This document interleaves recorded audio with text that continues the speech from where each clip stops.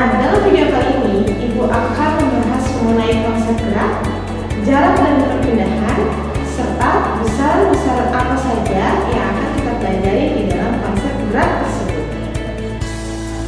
Sebelum kita masuk ke dalam konsep gerak, silahkan kalian amati video animasi berikut ini.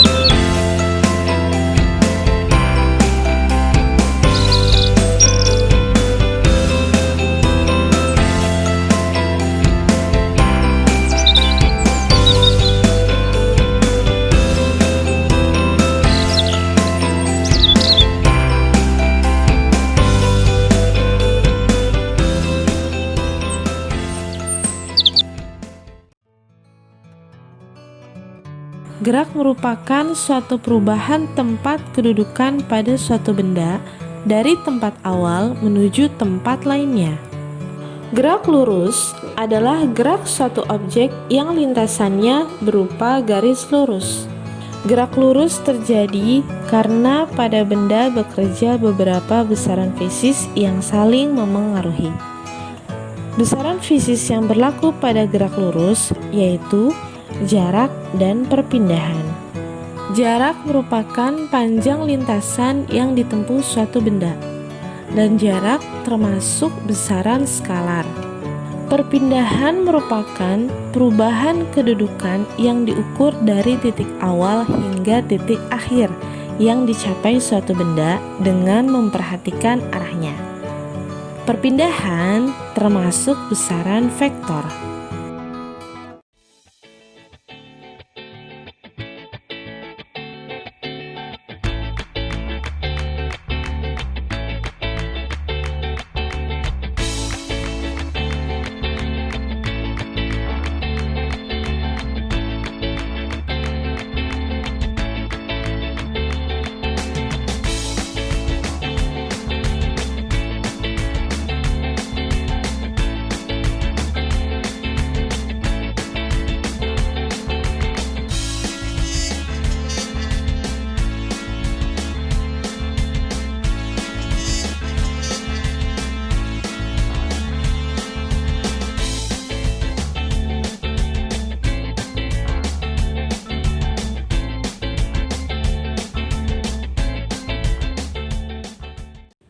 Gerak lurus suatu benda dapat dikelompokkan menjadi dua, yaitu gerak lurus beraturan atau GLB dan gerak lurus berubah beraturan atau GLBB.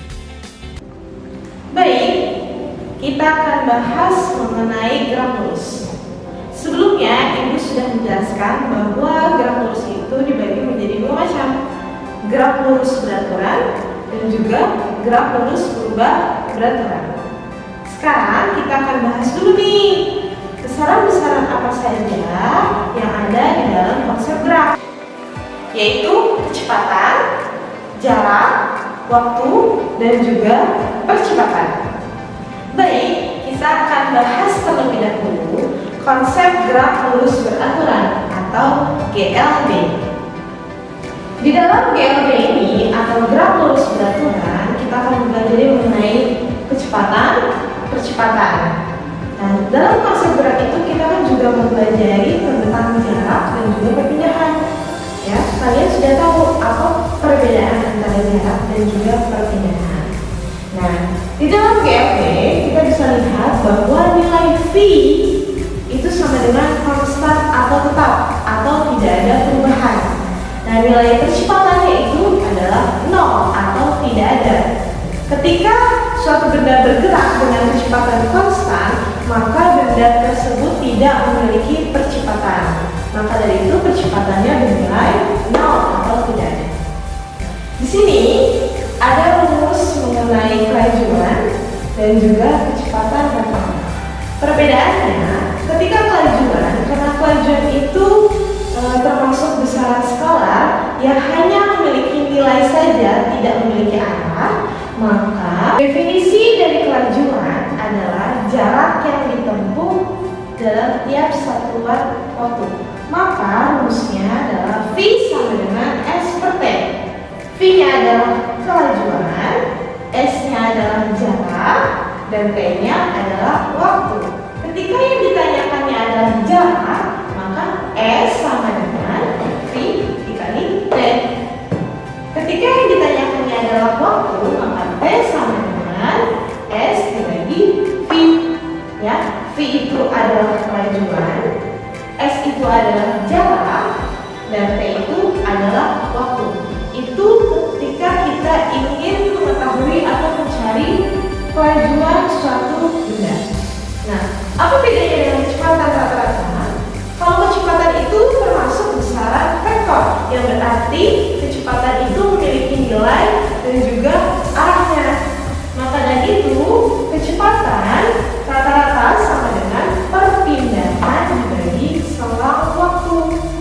Perpindahannya itu sama dengan delta X, ya. Delta X ini segitiga ini adalah memang delta atau perubahan. Delta X dibagi selang waktunya, delta T. Delta X itu kita turunkan adalah perubahan posisi suatu benda, ya, karena dia berpindah, ya. XT min XO. Apa itu XT? XT itu adalah posisi akhir suatu benda dikurangi posisi awalnya dibagi dengan selang waktu yang ditentukan ketika benda itu bergerak. Baik anak-anak, sekarang kita lanjut ke contoh soal tentang gerak lurus beraturan. Soalnya, seekor lalat terbang ke barat dengan kecepatan 15 meter per second selama 15 second. Kemudian kembali ke timur dengan kecepatan 8 meter per second selama 8 second. Kelajuan dan kecepatan rata-rata lalat tersebut adalah, dalam soal diketahui bahwa seekor lalat itu terbang ke arah barat dengan kecepatan 15 meter per second dan waktu tempuhnya 15 second. Nah, dari sini kita bisa menghitung terlebih dahulu jarak yang ditempuh oleh lalat tersebut. Nah, jaraknya S sama dengan V dikali T. Ya, kita masukkan nilai dari V. V sama dengan 15 kali T-nya 15. Maka jarak yang ditempuh oleh seekor lalat arah barat sebesar 225 meter. Baik ya, jarak yang ditempuh oleh seekor lalat arah barat sebesar 225 meter. Lalu lalat tersebut kembali lagi ke arah timur dengan kecepatan 8 meter per second. Waktu yang ditempuhnya selama 8 second. Nah, dari sini kita bisa hitung lagi jarak yang ditempuh oleh seekor lalat itu ke arah timur. S sama dengan V dikali T sama dengan V-nya 8 dikali T-nya 8. 8 dikali 8 sama dengan 64 meter. Jadi seekor lalat kembali lagi ke arah timur. Jarak yang ditempuhnya sebesar 64 meter. Dalam soal yang ditanya adalah kelajuan V dan juga kecepatan rata-rata. Ketika kecepatan rata-rata, maka lambangnya kita tambahin garis di atas, ya. Perbedaannya kalau kelajuan tidak ada garis atasnya, kalau kecepatan rata-rata ada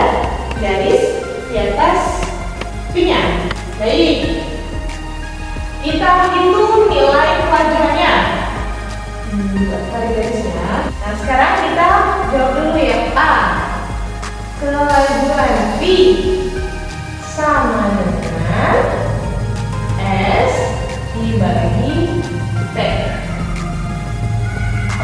Karena S itu adalah jarak itu adalah lintasan yang ditempuh oleh lawan tersebut ke arah barat lalu kembali lagi ke arah timur, maka jaraknya kita tambah ya. Jarak yang pertama yang kita dapatkan ditambah jarak yang kedua yang kita dapatkan dibagi waktunya juga kita tambah.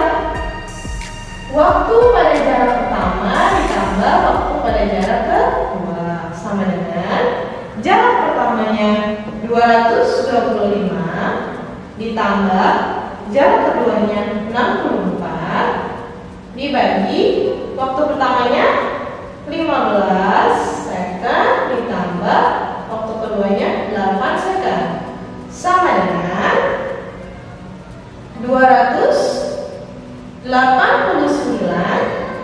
dibagi 23 sama dengan 12,56 meter per second. Berarti kelajuan yang dicapai oleh pesawat tersebut adalah 12,56 meter per second. Sekarang kita ke B. Mencari kecepatan rata-rata dari alat tersebut. V sama dengan perpindahan delta X dibagi delta T. Karena perpindahan itu adalah perubahan posisi, maka lihat posisi 1 jarak 1 dikurangi jarak yang kedua. Jarak yang satu dikurangi jarak yang kedua dibagi waktunya itu tetap ditambah ya. T1 ditambah T2 sama dengan, kenapa di sini S1 dikurangi S2? Kita bisa melihat dari nilai yang paling besar.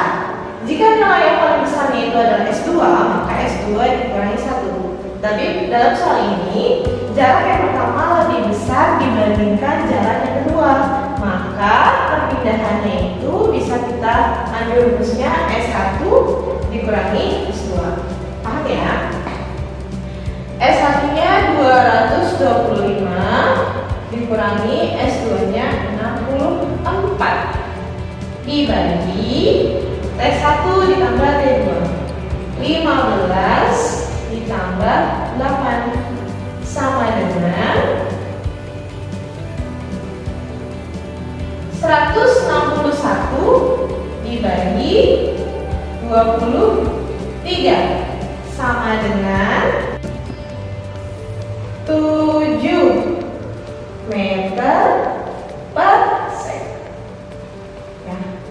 Berarti jawabannya kelajuan yang dicapai oleh lawan sebesar 12,56 meter per second dan kecepatan rata-ratanya sebesar 7 meter per second.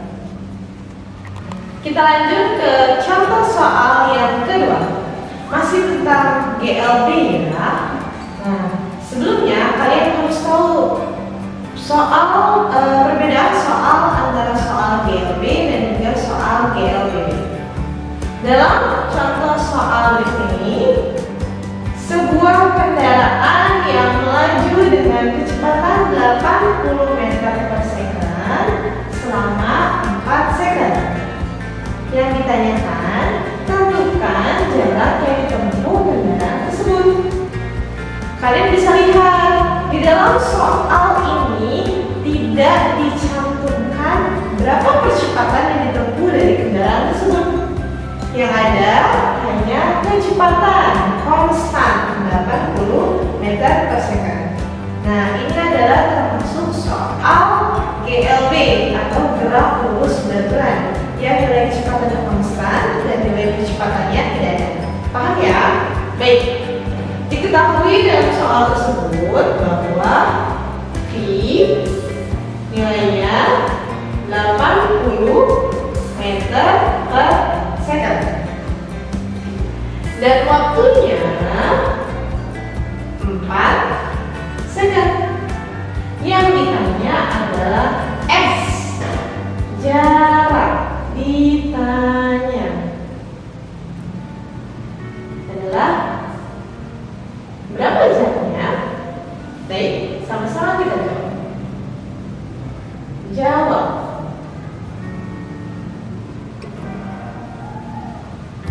S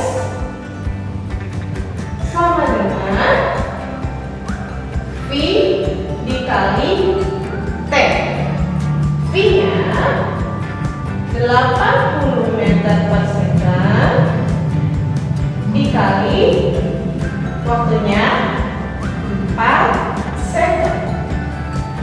80 dikali 4 sama dengan 320 meter. Berarti nilai atau besar jarak yang ditempuh oleh kendaraan tersebut sebesar 320 meter. Kita bisa lihat bahwa ini adalah sebuah gambar grafik gerak lurus beraturan, grafik kecepatan terhadap waktu, dan juga grafik jarak terhadap waktu, di mana kecepatannya bernilai tetap. Baik, selanjutnya yaitu GLBB atau gerak lurus beraturan. Nah, ketika suatu benda itu mengalami gerak lurus beraturan, maka kecepatan yang dialami oleh benda tersebut akan berubah-ubah. Nah, ketika benda tersebut memiliki kecepatan yang berubah-ubah, maka timbullah kecepatan yang nilainya itu adalah tetap atau konstan. Di dalam GLBB ada rumus yang dibagi menjadi dua bidang, ya, dalam bidang horizontal dan juga bidang vertikal. Rumusnya itu, sekarang kita bahas dulu nih rumus yang ada di dalam bidang horizontal. V sama dengan V0 plus minus A dikali B. S sama dengan V0T plus minus setengah kali A dikali T kuadrat. V kuadrat sama dengan V0 kuadrat plus minus 2 dikali A dikali S. Kenapa sih ada plus minusnya? Plus minus itu menandakan bahwa plus nilainya percepatan atau benda tersebut dipercepat, dan minus itu adalah perlambatan atau benda tersebut diperlambat, ya, atau mengalami perlambatan. Nah, maka dari itu rumusnya ada plus minus, tergantung dari kondisi apakah benda tersebut dipercepat ataukah benda tersebut diperlambat. Baik, sekarang kita lihat rumus pada bidang vertikal. Dalam kehidupan sehari-hari, GLBB itu biasanya dapat kita terapkan atau kita temui dalam bidang vertikal. Ya, contohnya kita melemparkan bola ke atas, atau juga bisa kita menjatuhkan benda dari atas ke bawah. Ya, itu pada bidang vertikal, dan kalian bisa lihat rumusnya. Sebenarnya rumusnya sama, bidang horizontal ataupun vertikal. Yang membedakannya adalah pada jarak dan juga di kecepatan. Dalam bidang horizontal, kecepatannya itu kita lambangkan A. Tetapi pada bidang vertikal, kecepatannya kita ganti dengan kecepatan gravitasi yang lambangnya itu adalah G. Dan dalam bidang horizontal, jaraknya itu kita lambangkan S. Tapi pada bidang vertikal, jaraknya itu karena bidangnya vertikal, maka kita ganti H, yang berarti ketinggian suatu benda tersebut. Nah, itu adalah konsep dari gerak lurus berubah beraturan beserta rumus-rumusnya pada bidang horizontal dan juga vertikal. Kita ke contoh soal tentang gerak lurus berubah beraturan. Seorang anak melempar bola vertikal ke bawah dari lantai 2 dengan kecepatannya 5 meter per second. Selang 2 second, anak tersebut mendengar bola tersebut menyentuh tanah. Nah, pertanyaannya, jika percepatan gravitasi di tempat tersebut 10 meter per second kuadrat, maka ketinggian anak tersebut dari lantai 2 sampai tanah sejauh. Nah, diketahuinya di dalam soal tersebut yaitu kecepatan V sama dengan 5 meter per second. Waktunya T sama dengan 2 second. Percepatannya, karena di sini adalah percepatan gravitasi, maka lambangnya G sama dengan 10 meter per second kuadrat. Yang ditanya adalah ketinggian anak tersebut dari lantai 2 sampai menyentuh tanah. Ditanya.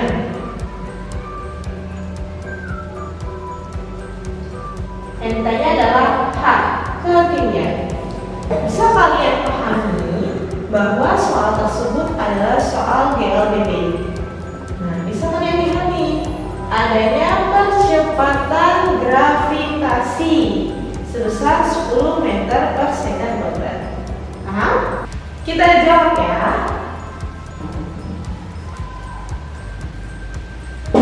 Yang ditanya adalah H. Maka H sama dengan, karena ini dalam bidang vertikal, maka rumusnya V0 dikali T. Dan karena ini arahnya saat arah gravitasi, maka percepatannya bernilai plus setengah dikali G dikali T kuadrat sama dengan, kita masukkan angkanya, V0 sebesar 5 dikali waktunya 2 ditambah setengah dikali gravitasinya 10 dikali waktunya dikuadratkan 2 kuadrat. Sekarang kita hitung 5 dikali 2 10 ditambah 10 kita bagi 2 sama dengan 5 dikali 2 dikuadratkan 4 sama dengan 10 ditambah 5 kali 4 20.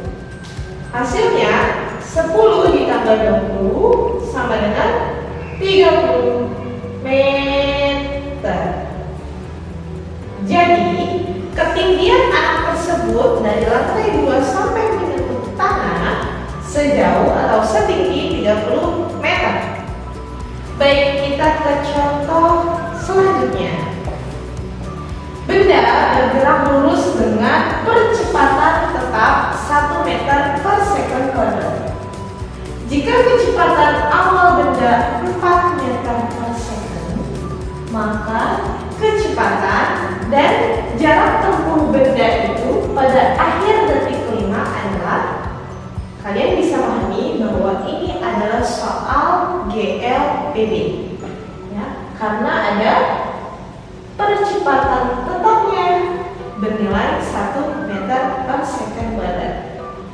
Oke, diketahui di dalam soal ini percepatan atau A sama dengan 1 meter per second kuadrat.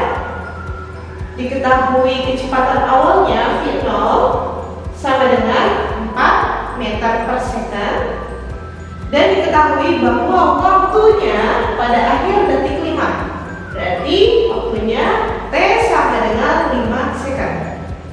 Yang ditanyakan di dalam soal ini adalah kecepatan akhirnya pada detik 5 second dan juga jarak yang ditempuh benda tersebut. Mari kita jawab satu persatu. Kita jawab terlebih dahulu yang A, V T. sama dengan V0 ditambah, karena ini bendanya dipercepat, maka tandanya plus A dikali T sama dengan V0 nya 4 ditambah A nya 1 dan dikali T nya 5, maka 4 ditambah 5 sama dengan 9 meter per second. Kecepatan pada akhir detik 5 sebesar 9 meter per second. Kita lanjut yang B. B yaitu menghitung jarak yang ditempuh benda tersebut. S sama dengan V0 dikali T ditambah setengah kali A dikali T kuadrat sama dengan V0 nya 4, T nya 5. 4 dikali 5 ditambah setengah dikali A nya 1, T nya 5 dikuadratkan. Kita hitung ya. 4 dikali 5 sama dengan 20 ditambah setengah dikali 1, tulis lagi biar mudah. Setengah kali 5 dikuadratkan 25 sama dengan 20 ditambah 25 dibagi 2 sama dengan 12,5. 20 ditambah 12,5 sama dengan 32,5 meter. Jadi jarak yang ditempuh benda tersebut sejauh 32,5 meter. Kalian bisa perhatikan bahwa ini adalah sebuah gambar grafik dari GLBB dengan laju dipercepat. Ada grafik kecepatan terhadap waktu dan grafik jarak terhadap waktu. Dan yang ini kalian bisa lihat ya perbedaannya dari grafik GLBB, grafik kecepatan terhadap waktu, dan grafik jarak terhadap waktu jika lajunya diperlambat. Sebelumnya, Ibu sudah menjelaskan mengenai rumus GLB dan GLBB. Kali ini, Ibu akan menjelaskan mengenai penerapan gerak lurus dalam kehidupan sehari-hari. Jika GLB memiliki kecepatan yang konstan, maka hal tersebut tidak berlaku untuk GLBB. Baik itu gerak lurus beraturan ataupun gerak lurus berubah beraturan. Tentu keduanya memiliki contoh yang berbeda. Penerapan gerak lurus beraturan pada kehidupan sehari-hari. Perjalanan kereta api. Kecepatan kereta api selalu konstan atau tetap, sehingga jadwal tiba di stasiun tujuan pun biasanya bisa ditentukan. Kalaupun ada keterlambatan, biasanya pemberangkatannya juga mengalami keterlambatan. Perjalanan kapal laut.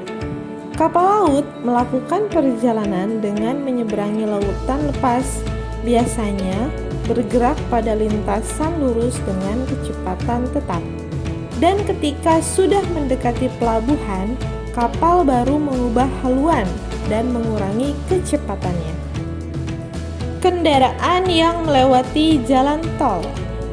Penerapan GLB dalam kehidupan sehari-hari selanjutnya yaitu ketika kendaraan melalui jalan tol.